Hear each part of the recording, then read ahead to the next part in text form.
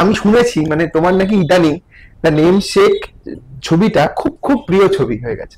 আমি নেমসেক হিসেবে প্রথমে আমি আরো একজন অরূপের কথা ভাবছিলাম। মানে আমার কাছে এই মানুষটার অনেক ঋণ রয়েছে। মমতা ব্যানার্জির অত্যন্ত কাছের এবং ঘনিষ্ঠ নেতা। কলকাতা কর্পোরেশনের এই মুহূর্তে কাউন্সিলরদের ভাতা কত? আমি আইটি চাকরি ছেড়ে এসেছি, শুধু এটা বললে ভুল হবে। আমি কিন্তু তৃণমূল ছাত্র পরিষদের ফাউন্ডার মেম্বার। ডিপেন্ড করছে তোমার প্যাশনটাকে তুমি স্যাটিসফাই করবে না। তুমি শুধু শোনো, দিনের শেষে নিশ্চিতভাবে টাকা প্রয়োজন, অর্থের প্রয়োজন। টাইম ডিভোট যদি করতে হয় সেটা একদম গ্রাসরুটে কাউন্সিলরদের করতে হয়। তার জন্য মমতা ব্যানার্জিকে পর্যন্ত বলতে হয়েছিল আপনারা আরো বেশি করে ভোকাল হন, আরো অ্যাক্টিভ হন। অভিষেক বন্দ্যোপাধ্যায়ের সঙ্গে তোমার যে ব্যক্তি সম্পর্ক অত্যন্ত ভালো, এই যে অভিষেক বন্দ্যোপাধ্যায়ের সাথে তোমার ব্যক্তি সম্পর্কের জন্যই কি তুমি মমতাদি বিজয়া দশমীর পরের দিন প্রত্যেকের সাথে পার্সোনালি দেখা করেন, মিট করেন, কথা বলেন। অভিষেকের নতুন ধরনের অ্যাপ্রোচ, রাজনীতির সৌজন্যতা, সেইটা তো রাজনীতিতে খুব জরুরি, অবশ্যই প্রয়োজন। আমি দেখলাম গত বছর দুর্গাপুজোর সময় তুমি সজল ঘোষের পুজোয় গেছিলে, সম্ভবত তোমাকে বন্ধু হিসেবে বা একসাথে তোমার পৌরসভার কলিগ, তুমিও কাউন্সিলর তিনিও কাউন্সিলর, তো তুমি গেছিলে এবং তারপর তুমি একটি ছবি পোস্ট করো সোশ্যাল মিডিয়াতে। একজন বিজেপির সমর্থক বা একজন সিপিএম এর সমর্থক সে সুরুচির সঙ্গে পুজো দেখতে যাবে না, তাই তো?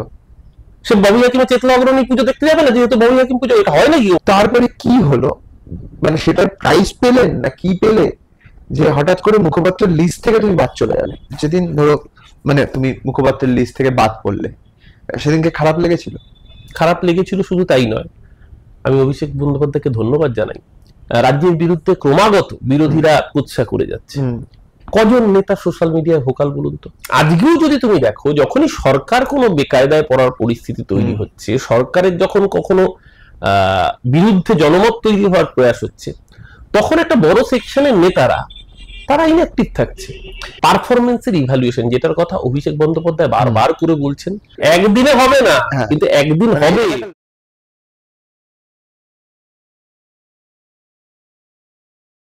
নমস্কার, WBTTর আরো একটা এপিসোডে আপনাদের সকলকে স্বাগত। আজকে আরেকজন রাজনৈতিক ব্যক্তিত্বের সঙ্গে আমাদের আড্ডা হবে। টেলিভিশনের পর্দায় তাকে প্রায় সবাই দেখেছেন, কিন্তু কিছুদিন ধরে তাকে আর টেলিভিশনের পর্দায় দেখা যাচ্ছে না সেভাবে, বরং ইউটিউবে তিনি অনেক বেশি সক্রিয়। তিনি আর কেউ নন, তিনি তৃণমূল কংগ্রেসের কাউন্সিলর এবং তৃণমূল কংগ্রেসের অন্যতম যুব নেতা অরূপ চক্রবর্তী। অরূপদাকে আজকে আমরা পেয়েছি আনকাট আড্ডায়। আমরা খুব আনকাট আড্ডা মারবো। আমার বসার জেস্টার দেখেই বোঝা যাচ্ছে যে আমি একদম আড্ডা মারার মুডে বসে আছি। কিছুক্ষণ আগে অরূপদা আমাদেরকে দুর্দান্ত খাবার খাইয়েছে, সিঙ্গারা, চা, দই বড়া ইত্যাদি সব আমরা খেয়েছি এবং শুদ্ধ শাকাহারি খাবার খেয়েছি। কেন খেয়েছি আমি জানি না, মঙ্গলবার বলে কিনা, ঠিক আছে, but the food was very good. Thanks for the food অরূপদা and welcome to our show.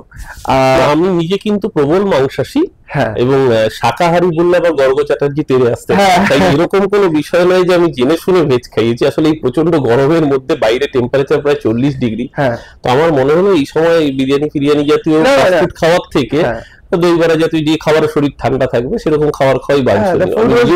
মানে এই গরমের মধ্যে এই ধরনের খাবারই, খাবারটা ভীষণ ভালো ছিল। তো থ্যাঙ্কস ফর দ্য ফুড।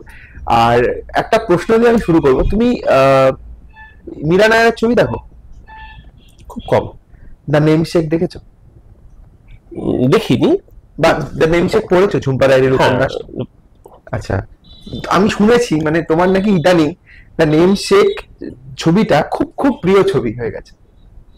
আমি দেখিনি সিনেমাটা, তাই যেহেতু দেখিনি তাই জন্য। তোমার নিজের দ্য নেমসেকের সঙ্গে রাজ্যের একজন মন্ত্রী, তিনি তোমার নেমসেক, তার সাথে কেমন সম্পর্ক?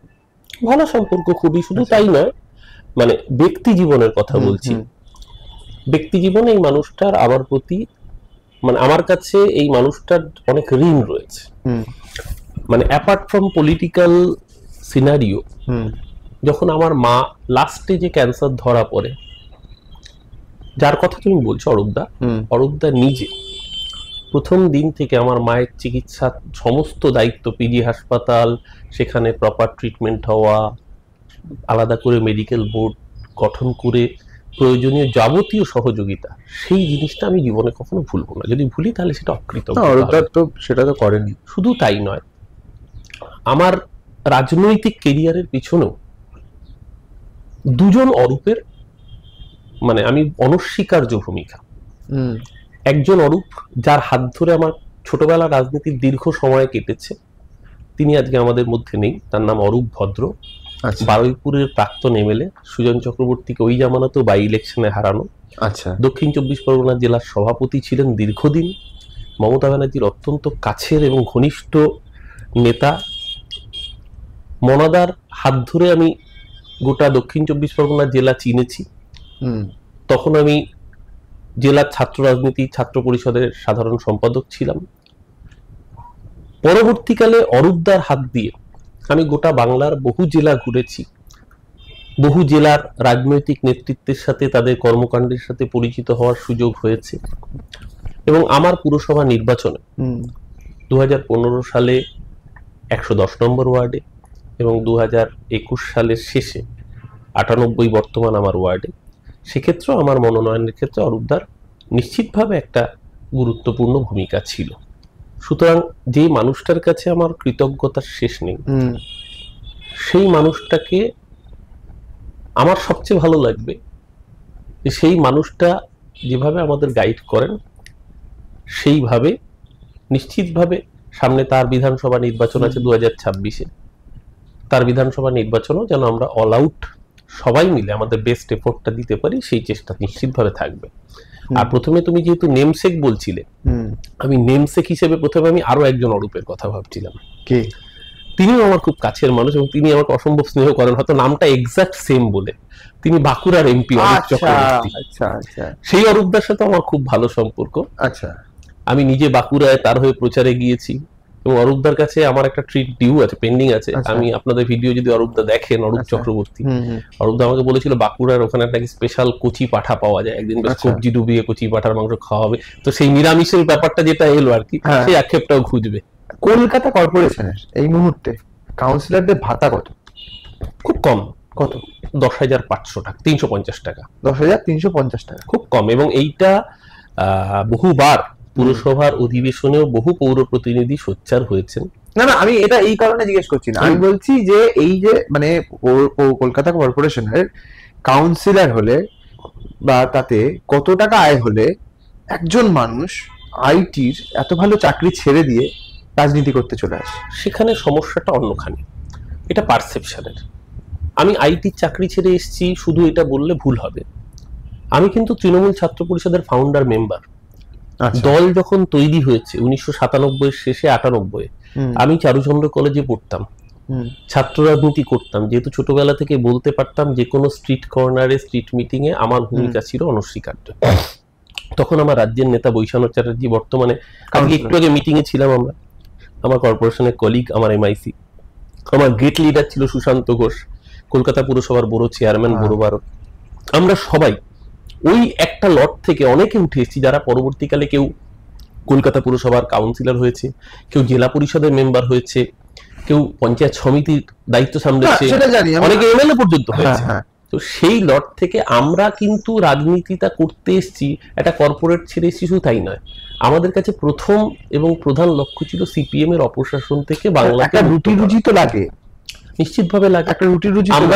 আমি কর্পোরেটের একটা সেফ চাকরি, কর্পোরেটের চাকরি যদিও সেফ নয়, কিন্তু সেটা একটা মোটা অঙ্কের চাকরি, হ্যাঁ নিশ্চিতভাবে, সেটা ছেড়ে আমি কলকাতা কর্পোরেশনের কাউন্সিলরের নির্বাচনে দাঁড়িয়ে আছি। ডিপেন্ড করছে তোমার প্যাশনটাকে তুমি স্যাটিসফাই করবে না তুমি শুধু। শুনো, দিনের শেষে নিশ্চিতভাবে টাকা প্রয়োজন, অর্থের প্রয়োজন। ফরচুনেটলি আমি দীর্ঘদিন যে চাকরি করেছি, আপনি জানেন কর্পোরেটে যদি মানে মোটামুটি প্রায় দেড় দশক ধরে চাকরি করা যায়, সেটা একটা লাইফ সিকিউর করার জন্য মোটামুটি কাজ চলে যায়। তারপর আমার স্ত্রী ও যে কাজ করে, আমাদের সেই সত্যি কথা বলতে আমাদের উঞ্চবৃত্তি করতে হয় না। কিন্তু এটা ঘটনা, সবচেয়ে বেশি টাইম ডিভোট যদি করতে হয় সেটা একদম গ্রাসরুটে কাউন্সিলরদের করতে হয়। সেক্ষেত্রে কাউন্সিলরদের রেমুনারেশন অবশ্যই বাড়ানোর কথা চিন্তা করা উচিত, কারণ নইলে পরে জনপ্রতিনিধি, বিশেষ করে কাউন্সিলরদের ক্ষেত্রে যে অস্বচ্ছতার অভিযোগ ওঠে, সেই অভিযোগগুলোকে কিন্তু উড়িয়ে দেওয়া যায় না। এবং এটার জন্য কিন্তু সরকারকেও চিন্তা করা উচিত, যে মানুষটা 365 দিন 24/7 সার্ভিস দেবে, তাদের রেমুনারেশনটা যদি আপ টু দা মানে বাজার দর উচিত হয়,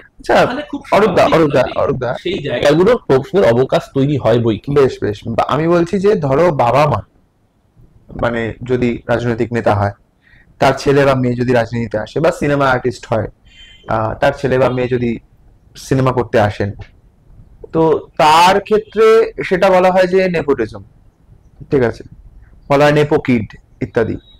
আচ্ছা, যদি কারুর শ্বশুর মশাই রাজনৈতিক নেতা হয় আর সে যদি কলকাতা কর্পোরেশনের কাউন্সিলর হয়, এটাও কি বলা যেতে পারে যে নেপোটিজমের প্রোডাক্ট? এই ক্ষেত্রে আমি বলি, তুমি যেটা ইঙ্গিত করছো সেটা আমার ব্যক্তি জীবন নিয়ে নিশ্চিতভাবেই, কিন্তু এটাকে নেপোটিজম বলা যায়? আমি বলছি কেন বলছি এক্ষেত্রে বলা যায় না, তার কারণ আমি যখন রাজনীতি শুরু করেছি আমি 1996 সালে ছাত্র পরিষদ করতাম কলেজে ভর্তি হয়েছি। তখন আমি না চিনতাম আমার শ্বশুর মশাইকে, না শ্বশুর ধারণা ছিল না, তখন চিন্তা মনে। আচ্ছা, আমি ওনাকে চিনি 2010 সালে কলকাতা পৌরসভা নির্বাচনে প্রচারের সময়। আচ্ছা, তার আগে আমি ওনাকে সেভাবে চিনতাম না, কারণ উনি দক্ষিণ কলকাতা জেলার সভাপতি ছিলেন। আর আমাদের তখন ডিলিমিটেশনের পর, আমরা যদিও দক্ষিণ কলকাতা লোকসভা ছিলাম, কিন্তু ডিলিমিটেশনে আমাদের হয়ে যায় দক্ষিণ কলকাতা থেকে যাদবপুর লোকসভা। আমাদের জেলাটা পলিটিক্যালি চেঞ্জ, যেই কারণে আমি অরূপ ভদ্রের কথা বললাম তোমাকে প্রথমে, আমরা মনাদার সাথে জেলা করতাম, এটা অন্য জেলা ছিল, যার ফলে আমার সাথে সেই অর্থে সখ্য ছিল না। বরং ওনাকে চেনার প্রায় 2.5 বছর আগে আমার সাথে আমার স্ত্রীর পরিচয় হয়, এবং তৎকালীন প্রেমিকা তোমার? হ্যাঁ, সেটা, এবং সেটার জন্য সিপিএম কে ধন্যবাদ। আচ্ছা, অবাক হচ্ছে যে সিপিএম কে কেন ধন্যবাদ জানাচ্ছি। সিপিএম যদি নন্দীগ্রামে 14ই মার্চ না ঘটাতো, হয়তো আমার সাথে আমার বউয়ের পরিচয় হতো না। কেন? আমার স্ত্রী 2007 সালের 14ই মার্চ ও রাত 11:45 ও পিজি হসপিটালে গিয়েছিল ব্লাড ডোনেট করতে। আচ্ছা, এবং তখন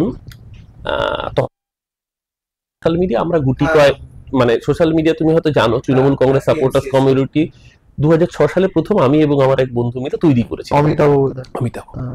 আমরা দুজনে মিলে সোশ্যাল মিডিয়া প্রচারটা শুরু করেছিলাম। তখন হাতে গোনা 7-8 জন, 10 জন, কমিউনিটি 25 জন মেম্বার, উল্টো দিকে সিপিএম এর হয়তো 10,000 মেম্বার। তো সেই সময় এই কমিউনিটি গুলো বিভিন্ন সমমনোভাবাপন্ন ছেলে মেয়েদের সাথে যোগাযোগ রাখতো যে সিপিএম এর অত্যাচারের বিরুদ্ধে কারা ভোকাল। সেই সময় বি অ্যাওয়ার অফ সারাউন্ডিং বলে একটা কমিউনিটি তৈরি হয়। এটা মূলত একটা লিটল ম্যাগাজিন ওরিয়েন্টেড কমিউনিটি। বাউস বলে একটা পত্রিকাও তখন ছাপা হতো, তাতে বামপন্থী নকশালপন্থী ছেলেপুলেরা ছিল, এসইউসিআই এর সমর্থক ছেলেপুলেরা ছিল, আবার তৃণমূল সমর্থিত ছেলেপুলেরা, কংগ্রেস সমর্থিত ছেলেপুলেরাও ছিল, যারা সিপিএম এর সেই সময়কার অত্যাচারের বিরোধিতা করার একটা প্ল্যাটফর্ম তৈরি করেছিল। এই জায়গাটা মূলত লেখালেখি, কালচারাল প্ল্যাটফর্ম। সেইটার সুবাদে আমি খবর পাই যে নন্দীগ্রামের এই ঘটনার প্রতিবাদে অনেকে পিজি হসপিটালে গিয়ে রক্ত দিচ্ছে। সেই রাতে প্রথম আমি জানতে পারি যে এইরকম একটি মেয়ে, সেও রক্ত দিচ্ছে। পরবর্তীকালে এই পত্রিকা চালানোর সুবাদে তার সাথে আমার ওভার দ্য ফোন কথা হয়, তখনও কিন্তু আমার সাথে দেখা হয়নি, তখন আমি জানিও না তার পরিচয় কি, বংশ পরিচয় কি, ইত্যাদি ইত্যাদি। পরবর্তীকালে এই কমিউনিটি ম্যাগাজিন চালানোর সুবাদেই তার সাথে আমার যোগাযোগ, এবং ঘটনাচক্রে আমার দেখা হয় তার 2.5 বছর পরে, ততদিনে ফোনে। আচ্ছা, ঠিক আছে, 2009, 2 বছর পরে, 2009 শেষাশেষি সেই সময়তে দেখা। তখনও আমি জানি না তার পিতৃ পরিচয় সম্পর্কে। সুতরাং ততদিনে কিন্তু আমি পলিটিক্যালি, আমি দক্ষিণ 24 পরগনা জেলার ছাত্র পরিষদের সাধারণ সম্পাদক, পরবর্তীকালে আমি দক্ষিণ কলকাতা জেলার যুবর, যেই সময় শুভেন্দু অধিকারী তৃণমূল যুব কংগ্রেসের সভাপতি ছিল, ববিদা ফিরাদ হাকিম দক্ষিণ কলকাতা জেলার যুব সভাপতি ছিল, সেই সময় আমি ববিদার কমিটিতে যুব জেনারেল সেক্রেটারি হই। সুতরাং এক্ষেত্রে তুমি যে নেপোটিজম বলছো সেটা নিশ্চিতভাবেই খাটে না, কারণ আমরা এইদিকে দক্ষিণ কলকাতার এই পাশটায় যারা রাজনীতি করতাম, আমাদের এখানকার লোকাল লিডাররা ছিল। আসলে আমরা আমি যেহেতু ছোটবেলা থেকে সক্রিয় রাজনীতির মধ্যে বড় হয়েছি, বরং বলতে পারো আমার মধ্যে ইনফ্লুয়েন্স বলো বা আমার বড় হয়ে ওঠার পিছনে যে কয়েকজন রাজনৈতিক নেতার অনেক বেশি অবদান রয়েছে, তাদের মধ্যে অন্যতম সেই মানুষটি আজকে আমাদের মধ্যে নেই। তিনি আমার বাবার বন্ধু, পঙ্কজদা আমাদের মধ্যে নেই, রাজ্যের একসময়কার বিরোধী দলের নেতা ছিলেন, টালিগঞ্জের বিধায়ক ছিলেন, লিডার অফ অপোজিশন ছিলেন পঙ্কজ ব্যানার্জি। পঙ্কজদা আমাকে অসম্ভব স্নেহ করতেন। আমি বক্তৃতা রাখা শিখেছি 2001-এ, যখন সৌগত রায় আমাদের ঢাকুরিয়া বিধানসভায় কীর্তি গোস্বামীকে হারিয়ে বিধায়ক হন। সৌগত আমাকে বক্তৃতার এবিসিডি পড়িয়েছিলেন, কোথায় পজ দিতে হবে, কোথায় একটু জোরে বলতে হবে।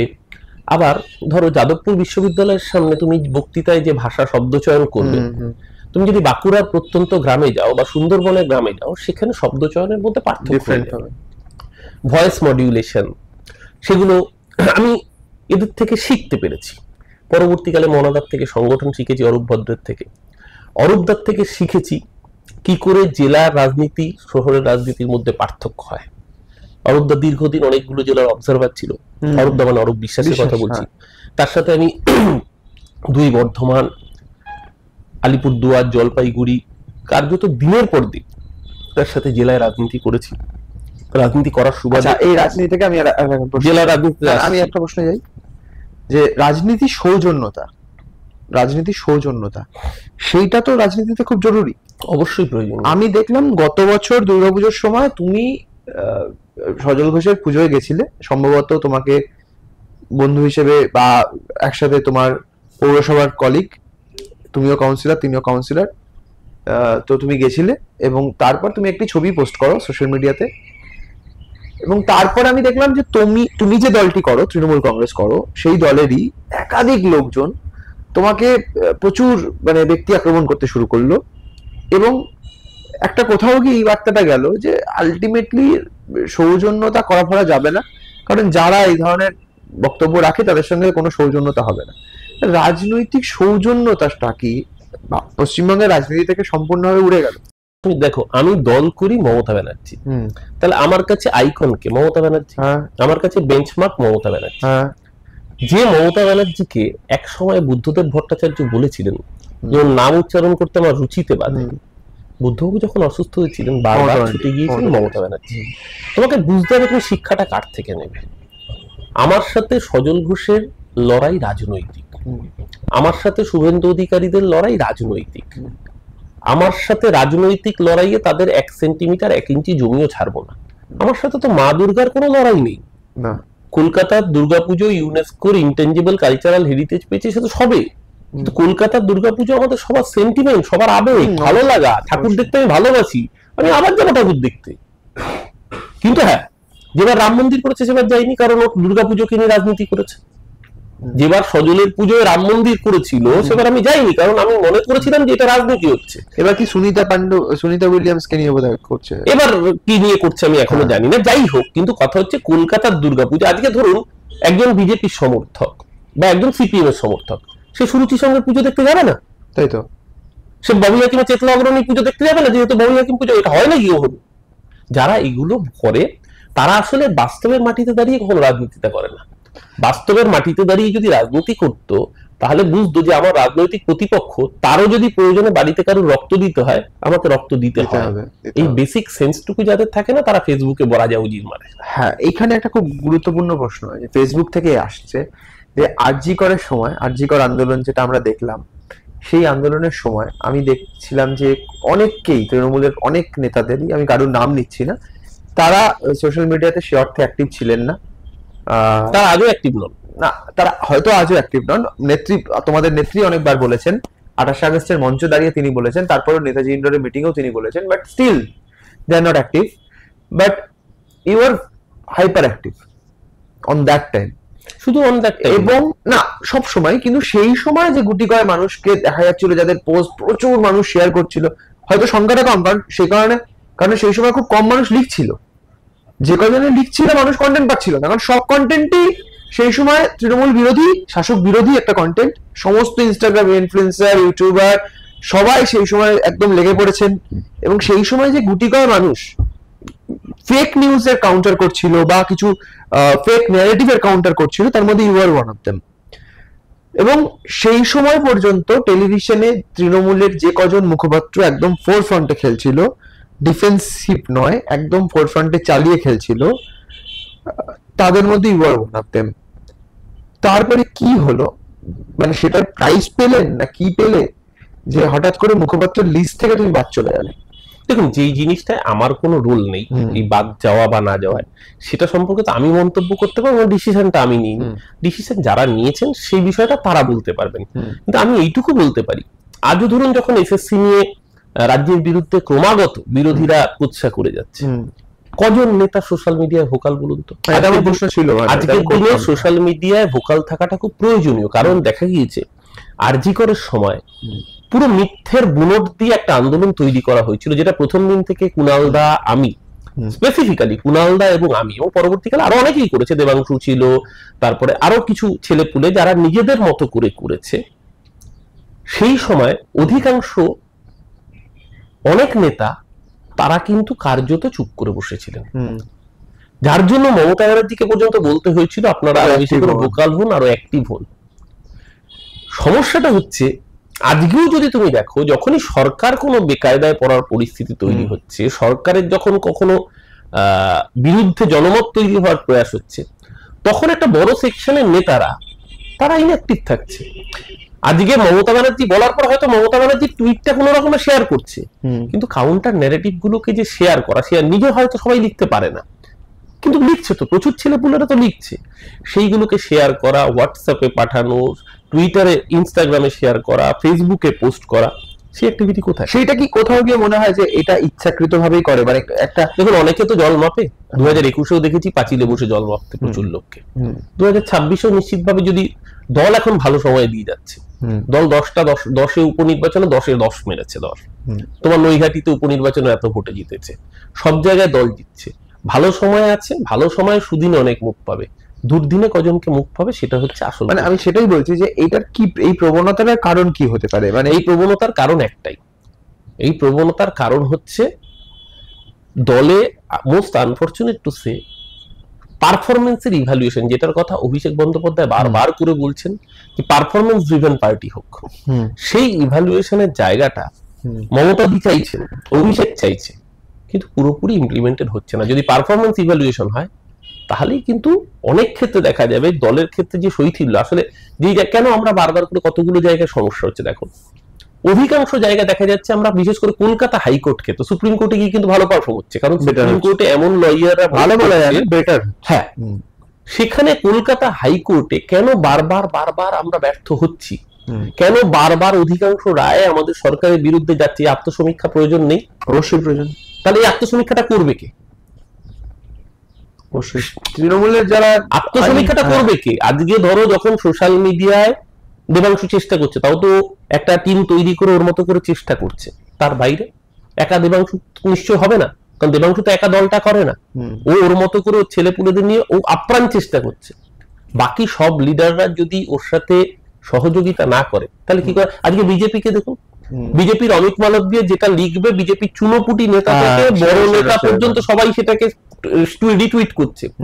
একটা সময় সিপিএম পলিট ব্যুরো যা বলে দিত, সেন্ট্রাল কমিটি সেটা বলতো, সেন্ট্রাল কমিটি যেটা বলতো স্টেট কমিটি সেটা বলতো, সেখান থেকে জোনাল লোকাল সব উপরে শিয়াল হুক্কা করতো, নিচে হুয়া করতো।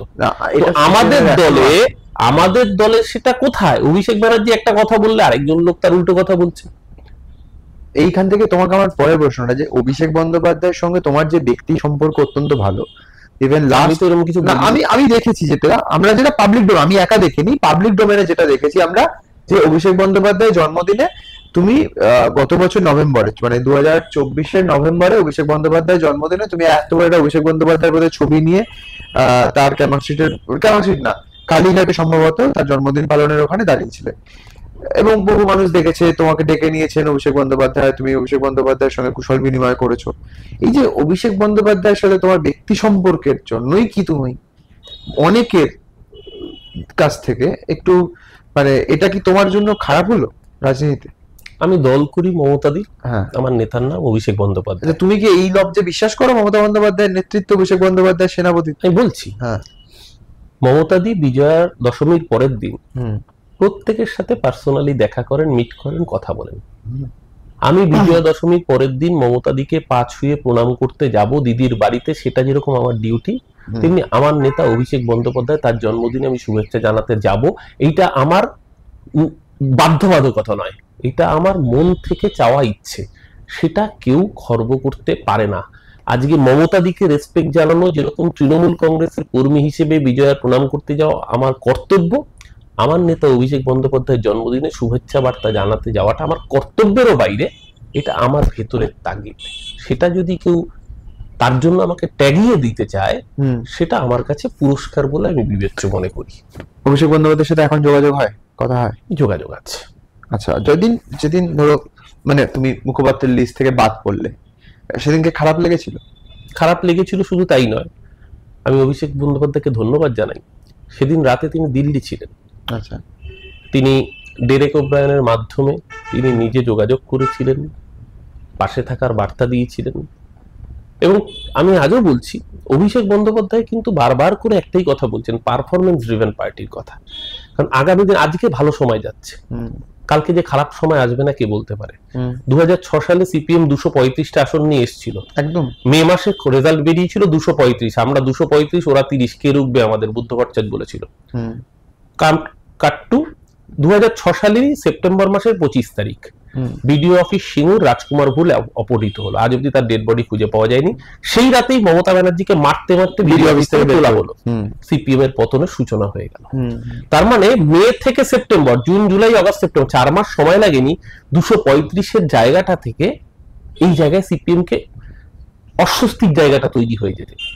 সুতরাং এক্ষেত্রে অভিষেক বন্দ্যোপাধ্যায় বারবার করে যেটা বলছেন যে আজকে আমি কমফোর্ট জোনে আছি মানেই তা নয় যে আগামী দিন আমার কমফোর্ট জোনটা থাকবে বা থাকবে তার কোনো গ্যারান্টি নেই। তার জন্য আমাকে কন্টিনিউয়াস আমাকে পারফরমেন্স দিয়ে যেতে হবে। আজকে মমতা ব্যানার্জি সরকার যেরকম লক্ষ্মীর ভান্ডার দিচ্ছে, একইভাবে সেন্ট্রাল গভর্নমেন্ট আমাদের 100 দিনের টাকা আটকে রেখেছে, আবাসের টাকা আটকে রেখেছে। পারফরমেন্সের কথা সেই জায়গা থেকে এটা আসে যে আজকের তারিখে দাঁড়িয়ে ধরো একজন শিক্ষিত ছেলে মেয়ে, তুমি ধরো আইটি চাকরি ছেড়ে কত সালে এসছো? 2014-15 এসছো। সেই সময় দাঁড়িয়ে তুমি একজন মেধাবী মানুষ, একটা মেধাবী ছাত্র ছিলে, একটা মোটামুটি আইটি চাকরি করতে, বেশ ভালো উপার্জন করতে। একটা মেধাবী ছেলে বা মেয়ে আজকের তারিখে দাঁড়িয়ে কেন রাজনীতি, I am not talking about only Trinamool politics, আমি বাংলার সামগ্রিক রাজনীতি নিয়ে বলছি, সে কেন আজকের তারিখে দাঁড়িয়ে বাংলার রাজনীতি করতে আসবে? না, কেন আসবে? কারণ আলটিমেটলি সেই ছেলেটা বা মেয়েটাকে একটা ক্লাস 8 ফেল বা 8 পাস বা খুব কষ্টে সৃষ্টে মাধ্যমিকের গণ্ডি টপকানো নেতার দাবেদারি করতে হবে, স্থাবকতা করতে হবে, উমেদারি করতে হবে। তাহলে সে কেন করবে রাজনীতি? কারণ সে তো জায়গা পাবে না, সে তো যতই করুক, এবার সে স্থাবকতা করতে পারবে না। সে যখনই স্থাবকতা করতে পারবে না, সে বাদ চলে যাবে। এর উত্তর আমি তৃণমূলের কথা বলছি না, আমি উত্তরটা জেনারেলি দিচ্ছি। আপনি রাজনীতিকে অপছন্দ করেন, আমার রাজনীতি ভালো লাগে না, লোকে বলতে খুব পছন্দ করে। রাজনীতি আবার কেউ করে নাকি, ওটা ছোট লোকের কাজ। আপনি রাজনীতি করলেন, আপনি ছেলেটিকে একটা আইএএস বা আইপিএস বানালেন, পড়াশোনা করলেন, ইউপিএসসি দেওয়ালেন, খুব ভালো করলেন। ছেলেটি কাজ করবে কার আন্ডার? দিনের শেষে একজন রাজনীতিবিদের আন্ডারে। রাজনীতিবিদরা সেই রকমই হবেন। আমাদের সমাজটা যেরকম, আমাদের সমাজে যদি 100 জনের মধ্যে 80 জন করাপ্টেড থাকে, 20 জন এখনো ভালো মানুষ আছে, ঠিক তেমনি রাজনীতিবিদদের মধ্যে অনেকেই খারাপ, অসৎ, করাপ্টেড হলেও এখনো সব দলে কিছু ভালো মানুষ আছেন, যাদের জন্য আজও মাথা উঁচু করে দেশের বুকে বৃহত্তম গণতন্ত্র পৃথিবীর বুকে আমরা বলতে পারি সব দলে আছেন। আজকে দেখুন, গতকালকে একটা চ্যাট ভাইরাল হয়েছে বংশগোপাল চৌধুরী, জানেন, অত্যন্ত কুৎসিত শব্দবন্ধ এবং মানে যৌনগন্ধি একজন মহিলাকে দলের সহকর্মীকে লাঞ্ছনা। কিন্তু তার সাথে সাথে আবার উল্টো দিকে আপনি ভাবুন তো, বিমান বসুর মতো ব্যক্তি জীবনে সৎ, আজও যে মানুষটা কমিউনে থাকার মতো করে লাইফস্টাইল লিড করে, সেটা কি ঈর্ষণীয় নয়? একজনের কাছে শিক্ষণীয় নয়? আজও মমতা ব্যানার্জির বিরুদ্ধে এত কথা বলার পরে মমতা ব্যানার্জি ব্যক্তি জীবনে অসৎ কেউ বলতে পেরেছে না। বুদ্ধবাবুর বিরুদ্ধে খুনি, গণহত্যাকারী আমরা বলেছি। তুমি যে উদাহরণগুলো দিচ্ছ সেগুলো প্রত্যেকটাই হায়ার লেভেলে, আমি বলছি বটম লেভেলও আছে। এই যে গতকালকেই দেখছিলাম একটা নিউজ ভাইরাল হয়েছে, তৃণমূল কংগ্রেসের কোন এক পঞ্চায়েতের প্রধান মোটর ভ্যান চালান আছে। আমি এরকম পঞ্চায়েতের প্রধান জানি যে নিজে এখনো জমিতে ক্ষেত মজুরের কাজ করে, এখনো আছে। এইবার সেই জায়গাতেই আমাদের কলটা নিতে হবে যে রাজনীতিটা কি শুধু লুম্পেনরাই চালাবে না শিক্ষিত ছেলে মেয়েরা চালাবে? শিক্ষিত ছেলে শিক্ষিত না, জায়গা কেউ কাউকে দেয় না, করে নিতে জায়গা করে নিতে। তাহলে এখানে তুমি তো কন্ট্রাডিক্ট করছো নিজের কথাকে।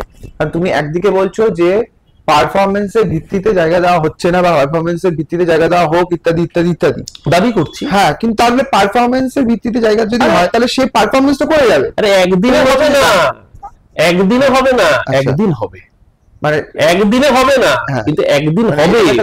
নিরন্তর প্রসেস না, নিরন্তর প্রসেস লেগে থাকবে। অবিরাম যাত্রা না, অবিরাম যাত্রার বিষয় নয়। একটা জিনিস বুঝতে হবে, কোন জিনিসই তুমি আজকে চাইলে ইনস্ট্যান্ট সেটা কালকে তুমি পাবে না, এটা হয় না। একটা রান্না করতে তো সময় দিতে হবে। আমি এই কারণেই বলছি, দেখো, মমতাদি আমাদের সবার মাথার উপরে, মমতাদি ছাড়া আমাদের দলের কোনো অস্তিত্ব নেই। কিন্তু আজকে অভিষেক বন্দ্যোপাধ্যায়ের যে কর্পোরেট অ্যাপ্রোচ, আজকে এটা মানতে হবে 2019 সালে যখন লোকসভায় আমাদের প্রচুর হার হলো, আসনে 18টা আসনে আমরা হেরে গেলাম, বিজেপি কার্যত আপকিবার 200 নিয়ে নেমে পড়লো। একটা এনভায়রনমেন্ট তৈরি করার চেষ্টা হলো, বিজেপি চলে এসছে। গ্রামে তৃণমূল কংগ্রেসের নেতারা ঢুকতে পারছিল না। কোচবিহার, আলিপুরদুয়ার, জলপাইগুড়ি, রায়গঞ্জ, দিনাজপুর, একাধিক জায়গায়, দক্ষিণবঙ্গের নদিয়া, রানাঘাট, বনগাঁ সাব ডিভিশন, একাধিক জায়গায়, আরামবাগ, ঢুকতে পারছে না তৃণমূলের নেতারা। সেই সময় অভিষেক বন্দ্যোপাধ্যায় যদি দিদিকে বলো কর্মসূচিটা চালু না করাতেন, আইপ্যাক আনতেন, ব্যারাকপুরে, তুমি জানো ব্যারাকপুরে অর্জুন সিং কি তাণ্ডব চালিয়েছিল, বিশেষ করে ওই পানপুরের মতো যে জগৎগড়ের জায়গাগুলোতে কার্যত বিরোধী শূন্য করে দিয়েছিল, ঢুকতে পারছিল না কেউ। তোমার ব্যারাকপুরটা নৈহাটি টাউনের মধ্যে মার খেতে হয়েছে, আমাদের ছেলেদের মেয়েদের ড্রেনের মধ্যে ফেলে দিয়েছিল। অশোক চ্যাটার্জি নৈহাটি পুরো প্রধান মার খেয়েছে, সনদ্য মার খেয়ে, তার স্ত্রী মার খেয়েছিল। সেই জায়গায় দাঁড়িয়ে সেই সময় যদি অ্যাপ্রোচটা অভিষেক বন্দ্যোপাধ্যায় না আনতেন, বা 2021 আমরা দেখেছি মমতাদির পায়ে চোট লেগেছে, ওই রকম ইনজিওর্ড পা, অভিষেক বন্দ্যোপাধ্যায় মমতাদির সাথে যোগ্য উত্তরসূরি হয়ে যদি গোটা রাজ্য ছুটে না বেড়াতেন, তাহলে কি এই রেজাল্ট আসতো? Do you believe? 2024-এ তার থেকেও খারাপ অবস্থা ছিল। 2023-এ দলের মধ্যে প্রবল গোষ্ঠীদ্বন্দ্ব, পার্থ চ্যাটার্জি জেলে গেছে, দলের ফেস লস হয়েছে। সেই জায়গায় দাঁড়িয়ে যদি নবজোয়ার যাত্রা অভিষেক ব্যানার্জি না করতো, দল পঞ্চায়েত ঐক্যবদ্ধ হতে পারতো। একদিনে 24-এর জনগর্জন সভা, অভিষেক ব্যানার্জি বসে, আজকে বহরমপুরে অধীর চৌধুরী হারতো যদি ইউসুফ পাঠানের মতো লোককে অভিষেক ব্যানার্জি কনভিন্স না করাতে পারতো, মমতাদির কাছে যদি নিয়ে আসতে না পারতো। আজকে অভিষেক ব্যানার্জি, তার যে অ্যাপ্রোচ, তার যে কর্পোরেট স্টাইলের রাজনীতি, তার সাথে মমতাদির অভিজ্ঞতা, যারা মমতাদি বনাম অভিষেক করতে চাইছে, আখেরে দলের ক্ষতি করছে। প্রশ্নটা মমতাদি বনাম অভিষেক নয়, মমতাদি প্লাস অভিষেক, মমতাদির অভিজ্ঞতা, অভিষেকের নতুন ধরনের অ্যাপ্রোচ, একদিনে ম্যানেজমেন্ট স্টাইল। ওকে ফাইন, একদিনে হবে না, একদিন ঠিকই হবে। তো অরূপ চক্রবর্তীর রাজনৈতিক উত্থান কবে হবে? 5 বছর বাদে? আমার তো পতন হয় না, 5 বছর বাদে। তুমি যে জায়গায় 2015-তে ছিলে, ছেলেটা সারা জীবন রাস্তার ধারে ঝান্ডা লাগিয়েছে, সে কি সারা জীবন শুধু ঝান্ডাই লাগাবে? ট্রু। তার ইচ্ছে করবে না একদিন মঞ্চের সামনের চেয়ারটা অন্তত নিচে এসে বসতে? ট্রু। যে লোকটা মঞ্চের নিচের চেয়ারে বসে রয়েছে, তার ইচ্ছে করবে না একদিন মঞ্চের উপরে বসতে? যে লোকটা সারা জীবন ভোটার লিস্ট করেছে, চিফ ইলেকশন এজেন্ট হয়েছে, তার একদিন ইচ্ছে করবে না একটা পুরসভা বা পঞ্চায়েতে টিকিট পেতে? যে পুরসভা বা পঞ্চায়েতে টিকিট পেয়েছে, তার ইচ্ছা করবে না একদিন কাউন্সিলর হতে? যে একদিন কাউন্সিলর হয়েছে, তার ইচ্ছে করবে না একজন বিধায়ক হতে? যে সারা জীবন বিধায়ক থেকেছে, তার ইচ্ছে করবে না একবার সাংসদ হতে? তো যদি পরের জেনারেশনকে তুলেই না আনা যায়, ওই যে নদী হারায় স্রোত চলিতে না পারে, অজস্র শৈবাল দাম বাঁধি আসে তারে, যে জাতি জীবন হারা অচল অসার, পদে পদে বিধে তারে জীর্ণ লোকাচার। তোমাকে নতুন ব্লাড সার্কুলেশন করতে হবে। ঠিক এই একই কথা আমি নিশ্চিতভাবে দুটো টার্ম, এবং মানে আমি আবারও পার্টির কাছে কৃতজ্ঞ, পার্টি আমাকে দুবার দুটো এমন কনস্টিটিউয়েন্সিতে পাঠিয়েছে লড়তে, যেটা কার্যত দুর্গ ছিল, সিপিএম এর দুর্গ। আমি যখন 2015 সালে প্রথম প্রতিদ্বন্দ্বিতা করি যাদবপুর বিধানসভায়, তুমি জানো খোকন ঘোষ দস্তিদার, চন্দনা ঘোষ দস্তিদার সেই ওয়ার্ডে councillor, MIC, x MIC, x MLA, x বড় চেয়ারম্যান। যারা জানেন না তাদের জন্য বলি, খোকন দস্তিদার এবং চন্দনা ঘোষ দস্তিদার এরা কিন্তু প্রাক্তন পশ্চিমবঙ্গের মুখ্যমন্ত্রী বুদ্ধদেব ভট্টাচার্যের প্রায় ইলেকশন এজেন্টই ছিল। বুদ্ধবাবু ওনার বাড়িতে এসে বিশ্রাম নিতেন, খাওয়া দাওয়া করতেন, শুধু তাই না, গোটা দক্ষিণ 24 পরগনা জেলা কার্যত বকলমে এই দম্পতি চালান এবং হাতে মাথা কাটতেন। মানে এখানে বলছি 25,000 ভোটার ছিল ওনার ওয়ার্ডে, 101 নম্বর ওয়ার্ডে, তখন 22,000 ভোট পড়তো, 20,000 ভোট একা উনি পেতেন। ঠিক আছে, মানে প্রতিযোগিতা চলতো যে কোন বুথ থেকে কত বেশি ফলস ভোট হয়েছে, মানে বিরোধী প্রার্থীকে, মহিলা প্রার্থীদের জামা কাপড় খুলিয়ে ভোটের দিন পিটিয়ে ড্রেনে ফেলে দেওয়া হতো। এটা ট্রেন্ড ছিল যাদবপুরে। সেই ওয়ার্ড 2015 সালে আমি 110 নম্বর ওয়ার্ড জিতি। আমার আগে ইলেকশনে পর্যন্ত 110 নম্বর ওয়ার্ডে প্রার্থী ছিল শ্যামলিদি। শ্যামলিদিকে এমন মারা হয়েছিল before the day of election, শ্যামলিদি পরবর্তীকালে আত্মহত্যা করেছিল। আচ্ছা, সেটা বিভিন্ন কারণ ছিল, কিন্তু মানে এটা নিতে পারেনি। সেই জায়গায় সেই দুর্গ আমি জিতলাম 2015 সালে, এবং তার থেকেও কঠিন লড়াই আমি লড়েছি 2021 সালের ডিসেম্বর মাসে। আমার ওয়ার্ডটা যখন সংরক্ষিত হয়ে গেল শিডিউল কাস্ট তপশিলি জাতিভুক্তের জন্য, তখন আমি, আমার নিজের বাড়ি 99 যাদবপুর বিধানসভা, আমাকে টালিগঞ্জে দেওয়া হয়েছিল। আমাকে মহানগরিক বলেছিল তুই যাদবপুরের ছেলে, যাদবপুরেই দাঁড়াস।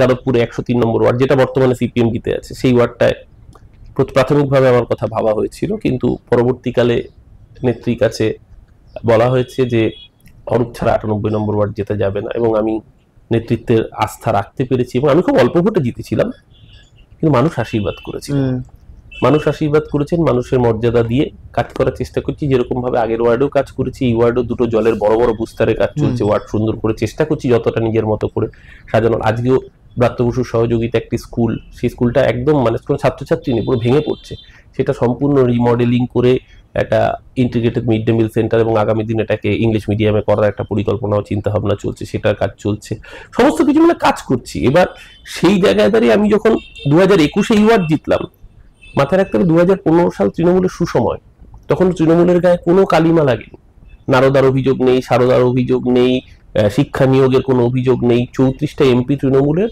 12টা রাজ্যসভা, 46 জন এমপি তৃণমূলের, ওই রকম রমরমা তৃণমূল। 2015 সালে এই ওয়ার্ড, বর্তমানে আমার ওয়ার্ড, 5000 ভোটে হেরেছিলাম। তারপরে 2016 সালে মানে 98 নম্বর 2016 সালের বিধানসভায় এই ওয়ার্ডে মাইনাস ছিল প্রায় 2500 ভোটে, 2700 ভোটে। 2019-এ লোকসভা মিমি চক্রবর্তী ইলেকশন, সেখানে মাইনাস ছিল 1800-1900 ভোটে, সেখান থেকে আমি জিতেছি কান ঘেঁষে 200 ভোটে, 291 ভোটে।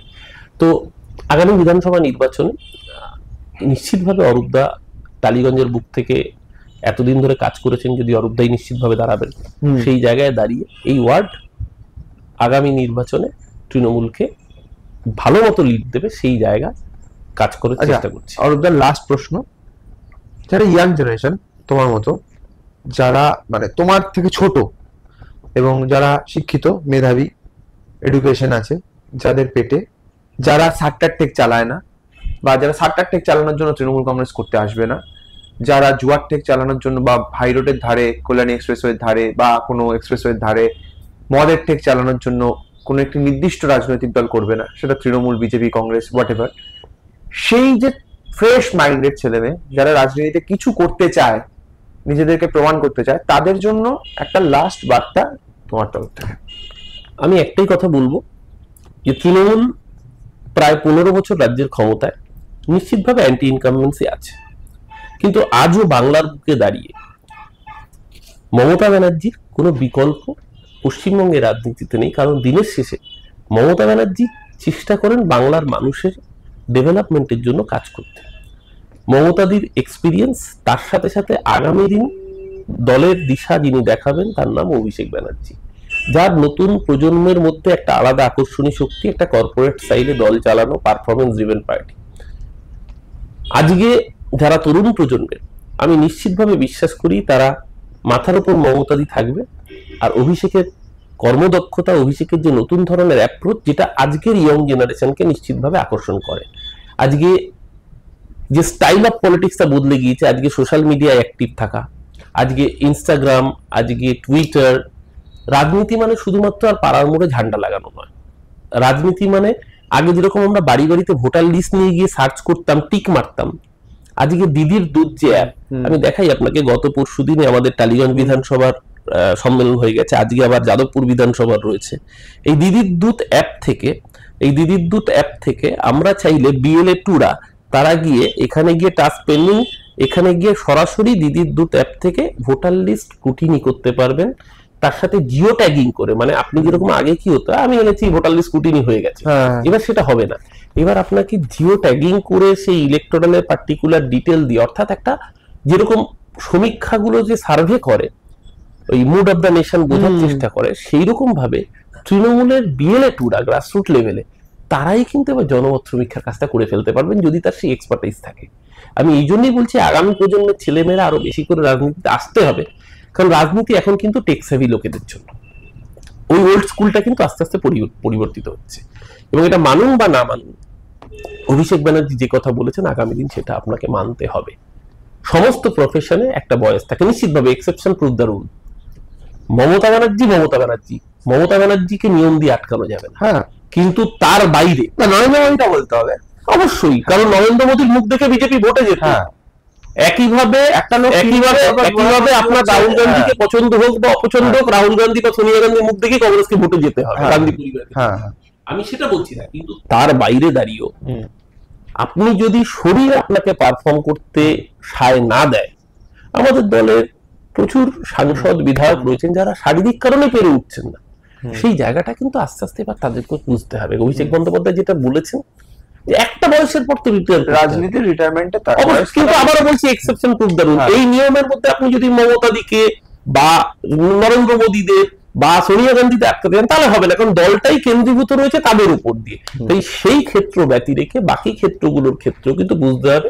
এক হচ্ছে কর্পোরেট ড্রিভেন অ্যাপ্রোচ, দ্বিতীয় কথা হচ্ছে আজকের প্রজন্ম তারা সোশ্যাল মিডিয়ায় যতটা টেক সেভি, আগের প্রজন্ম ততটা টেক সেভি না। আজকে রাজনীতির ডাইমেনশন কিন্তু পাল্টাচ্ছে। এই পাল্টানো ডাইমেনশন ধরতে না পারলে কংগ্রেস হেরেছিল 2014 সোশ্যাল মিডিয়ায় হোয়াটসঅ্যাপে বিজেপিকে কাউন্টার করতে পারে। আপকি বার মোদী সরকারের কাউন্টার ন্যারেটিভ তুলতে পারেনি। অথচ তোমার মনে থাকবে সুমিত, কংগ্রেস হেরেছিল মূলত দুর্নীতির অভিযোগ। দুর্নীতির অভিযোগ কে করেছিল? সিএজি।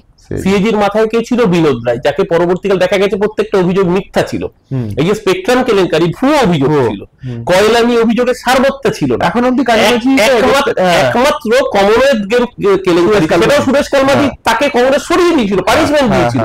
বাকি অভিযোগগুলোকে সামনে রেখে বিনোদ রায় পরবর্তীকালে প্রমোশন পেল নরেন্দ্র মোদীর জামানায়। আন্না হাজারে কোথায় আজকে? এখন কোন মুখ খুলছে? উত্তরপ্রদেশে এই যে দলিত মেয়েদের উপরে অত্যাচার হচ্ছে, এইরকম দুর্নীতি হচ্ছে, এরকম ভয়াবহ ইলেকটোরাল বন্ডের নামে লুট হচ্ছে, আন্না হাজারের মুখ কোথায় দেখতে পেয়েছো? অথচ ইন্ডিয়া এগেইনস্ট করাপশন তৈরি হয়েছিল, কারণ because they were planted to do so. সেই জায়গায় দাঁড়িয়ে আজকে রাজনীতির ন্যারেটিভ আঙ্গিক যখন বদলাচ্ছে, নতুন বদলের সাথে সাথে আজকের প্রজন্মের নেতৃত্বকে সেই বদলটাকে অ্যাকসেপ্ট করতে হবে। নট অনলি অ্যাকসেপ্ট, আমি অ্যাকসেপ্ট করলাম কিন্তু আমি অ্যাডাপ্ট করতে পারলাম না, আমি ইমপ্লিমেন্ট করতে পারলাম না। আমি জাস্ট লাস্ট কোশ্চেন, মানে হয়ে গেছে শেষ প্রশ্ন, বাট স্টিল আমি বলছি সেটা কতটা করে? শেষ হইল না, শেষ ছোট গল্পের মতো। সেটা কতটা করে করতে হবে? করতে তো if you have to survive. আজকে শোনো, আমরা লড়ছি সিপিএম রেজিমেন্টের দল, অত্যাচারী দল। সিপিএম এর থেকে অনেক ভয়ঙ্কর দল বিজেপি। বিজেপির যে লেভেলের রেজিমেন্ট, আমি বলছি না যে অমিত মালব্য একটা টুইট করছে, গোটা পশ্চিমবাংলার ঘরে ঘরে সেটা হোয়াটসঅ্যাপে পৌঁছে যাচ্ছে। এই যে নেটওয়ার্ক, আজকে বিজেপি একটা জিনিস বিজেপি পেরে উঠছে না কেন? বিজেপির সোশ্যাল মিডিয়া সাইবার আর্মি আছে, এক একজন 10টা-20টা করে অ্যাকাউন্ট টুইট করছে। মনে হচ্ছে সোশ্যাল মিডিয়া তুমি যে কোনো মানে নিউজ পোর্টালে পেয়ে যাও, এবিপি আনন্দ, নিউজ 18, 24 ঘন্টা, টিভি 9, তুমি গেলে 10টা কমেন্ট করলে 8টা হচ্ছে বিজেপির পক্ষে কমেন্ট করছে। সোশ্যাল মিডিয়া বিজেপির অ্যাক্টিভিটি আছে, বিজেপি পেরে উঠছে না কোথায়? তুমি কেন বলছি, কদিন আগে আনন্দবাজার পত্রিকা একটা খবর করেছিল, এই বিদ্যুৎ অ্যাপটা ডাউনলোড হয়েছে 11 লক্ষ। 11 লাখ। পশ্চিমবাংলা বুথ আছে কত? 83,000। তাহলে 11 লাখ ডাউনলোডের মধ্যে আমি যদি 10% ধরে নিই, ধরো 1 লাখ বিরোধীরা ডাউনলোড করেছে, কারণ বিরোধীরা নজর রাখার জন্য করছে। 80% তো তৃণমূলের লোকেরাই করেছে, কিছু সংবাদ মাধ্যমের লোক করেছে। 80% যদি 11 লাখের হয় তাহলে কত হচ্ছে? প্রায় 9 লাখ। 9 লাখ মানে 83,000 যদি বুথ হয়, পার বুথে তৃণমূলের 10টা করে লোক আছে, দেখাতে পারবে বিজেপি 83,000 বুথ। এক্স্যাক্টলি, এই যে ফসল হয়ে রয়েছে কিন্তু সেটাকে গোলায় তুলে আনার যে প্রয়াসটা, সেটা তৃণমূলের রয়েছে, যেটা অন্য কোনো দলের নেই। তার সাথে সাথে মোদিও বলে মেরা বুথ সবচেয়ে মজবুত, যে কারণে ওরা যার জন্য গুজরাটে কংগ্রেস পেরে ওঠে না। ঠিক একই ভাবে কিন্তু এখানে যদি আমরা আত্মতুষ্টি নিয়ে বসে থাকি, ভুললে চলবে না, আমাদের ডিফারেন্স কিন্তু সিপিএম এর 2006 প্রচন্ড বুথ স্ট্রং। আমি তো বলছিলাম 2006 মে মাস থেকে সেপ্টেম্বর, আমি তোমাকে উদাহরণ দিয়ে বললাম ভাই, 13ই মে রেজাল্ট বেরিয়েছিল আর 25শে সেপ্টেম্বর সিঙ্গুরের ভিডিও। আমার একটা ঘটনা মনে আছে, আমি জানি না তখন তুমি কোন লোকসভার আন্ডারে ছিলে, 2009 সালে আমাদের যাদবপুর লোকসভা, সেটা কবির সুমন। আমার একটা সিন এখনো মনে আছে, কবির সুমন এরকম কাউন্টিং এ সুমন চক্রবর্তী রেখে জিতেছিল,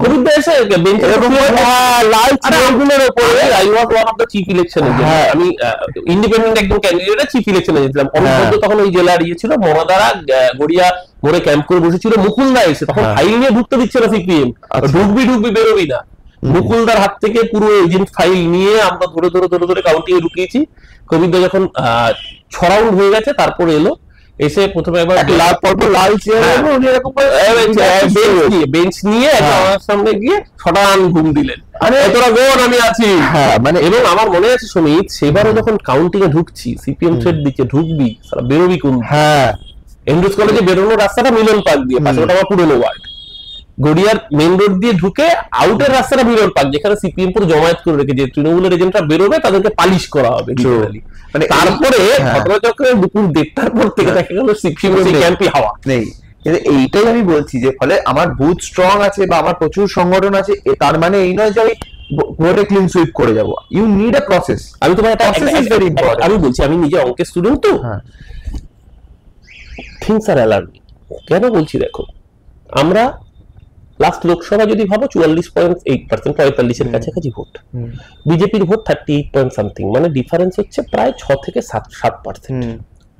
বিজেপি ডেসপারেটলি যে কমিউনাল পলিটিক্স করছে, trying to consolidate the Hindu ভোট। এক্স্যাক্টলি। শুভেন্দুকে একটা, মানে আমি দেখো, আমি ওর রাজনীতিকে তীব্র অপছন্দ করি, কিন্তু তোমাকে তো ফলো করতে হবে। তুমি যদি সিপিএম এর রাজনীতিকে, গণশক্তিটা না পড়ো, সিপিএম এর মোডাস অপারেন্ডি বুঝতে পারবে না। তোমাকে শুভেন্দু এখন দেখো একটা জিনিস, ও যেটা করছে, ও হঠাৎ করে মানে একেবারে বিরাট হয়ে গেল আর কি। এবং ও বলে যে ও যদি বক্তব্যগুলো ওনার বক্তব্যগুলো যদি আমরা পরপর দেখি, উনি কখনো বলেন না যে 2026-এ বিজেপির সরকার হবে। ওনার বক্তব্য যদি খুব মাইনিউটলি শোনা যায়, উনি বলেন 2026-এ হিন্দুদের সরকার হবে। সেটা কারণ আছে, ওর রাজনীতিটা এটাই কারণ হচ্ছে, তুমি দেখবে না যে বাংলাদেশে হিন্দু অত্যাচারিত বলে, বাংলাদেশে তো হিন্দুরা সংখ্যালঘু। শুভেন্দু কখনো বলবে না বাংলাদেশের সংখ্যালঘু অত্যাচারিত, কারণ যেই মুহূর্তে সংখ্যালঘু কয়েনেজটা ইউজ হবে, সেই মুহূর্তে ভারতবর্ষের বুকে মোহাম্মদ আকলাকের সাথে কি হচ্ছে মাথায় চলে আসবে। গ্রাহাম স্টুয়ার্ট স্টাইনকে শিশুপুত্র সহ যারা খুন করেছিল, তাদেরকে দুদিন আগে জেল থেকে ছাড়িয়ে মালা পরাচ্ছে। সংখ্যালঘু অত্যাচারিত বললে শুভেন্দু বিপদ, তাই জন্য হিন্দু অত্যাচারিত বলতে হবে। ও এখন মুর্শিদাবাদে গিয়ে ত্রাণ বিলি করছে, বলছে আমি এখন রাজনীতি করবো না। ও চাইছে হিন্দুদের কাছে একটা বার্তা দিতে, কারণ দেখো একটা জিনিস, অন্য কিছু না, এ রাজ্যে মাইনরিটি ভোট কম বেশি 28 থেকে 30%। সেই ভোটের মেজরিটি স্টেক হোল্ডার তৃণমূল, প্রায় পুরোটাই। তাহলে যদি 30%-এর মধ্যে আমি 28% তৃণমূল পাচ্ছে, তাহলে তৃণমূলের যে বাকি 44%, তার মধ্যে 16% আসছে জেনারেল ভোট থেকে, হিন্দু ভোট থেকে। এবার সেই হিন্দু ভোটটায় শুভেন্দু ডেসপারেটলি চেষ্টা করছে ভাগ বসানোর। বাংলাদেশের সময় কিছুটা চেষ্টা করেছে, বিভিন্ন সময়, এবং আমার আশঙ্কা যত ভোট এগোবে তত এই ধরনের দাঙ্গা পরিবেশটা আরো বাড়বে। কারণ ওর জেতার অস্ত্র একটাই, ও যদি 3% হিন্দু ভোট পোলারাইজ করে নিতে পারে, তাহলে খেলা শেষ। তাহলে তৃণমূল ওখান থেকে 41-এ নেমে আসবে, বিজেপি ওখান থেকে 41-এ পৌঁছে যাবে, তখন anything can happen.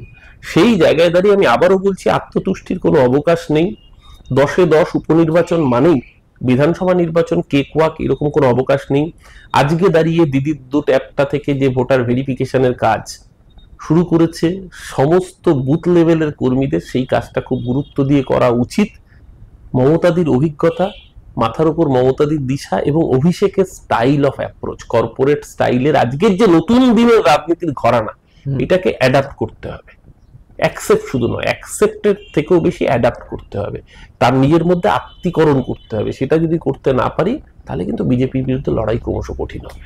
Thank you অরূপদা। আর লাস্ট একটাই কথা বলবো, অঙ্কের ছাত্র, শেষে বেশ অঙ্ক টঙ্ক দিয়ে বুঝিয়ে দিয়েছে।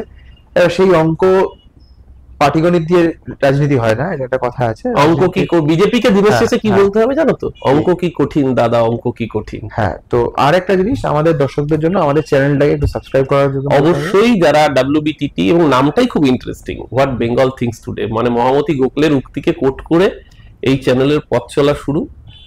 নতুন বাংলা নববর্ষ এসছে 1432, সকলের ভালো কাটুক। সবাইকে শুধু বলবো যে এমন কোনো কাজ করবেন না যাতে আমাদের দেশের সংবিধান বিপদে পড়ে। এমন কোনো কাজ যেন আমরা না করি যাতে একজন শুধুমাত্র ধর্মের ভিত্তিতে অন্য মানুষের সাথে বিভাজনের রাস্তায় না চলে যায়। রাজনীতির জায়গা থাকবে, দিনের শেষে আমরা সবাই প্রতিবেশী হয়ে একজন একজনের পাশে থাকবো। ভালো লাগলে যদি পডকাস্টগুলো, এবং ওর পডকাস্টগুলো একটু অন্য ধরনের, টিপিক্যাল রাজনীতির আকচাকচি নয়, ঝগড়াঝাটি নয়, কে কত জোরে কথা বলবে তা নয়, অনেক তথ্য জানার, আপনার ভালো লাগতে পারে, আপনার খারাপও লাগতে পারে, কিন্তু ওর স্টাইল অফ এই যে অ্যাপ্রোচটা, এই যে নতুন ঘরানায় গল্প বলা, যদি আপনাদের ভালো লেগে থাকে অবশ্যই চ্যানেলটিকে লাইক করবেন, শেয়ার করবেন এবং বন্ধুদের বলবেন সাবস্ক্রাইব করে নিতে। অনেক শুভেচ্ছা, নতুন বছর, বড়দের আমার প্রণাম, ছোটদের ভালোবাসা। Thank you.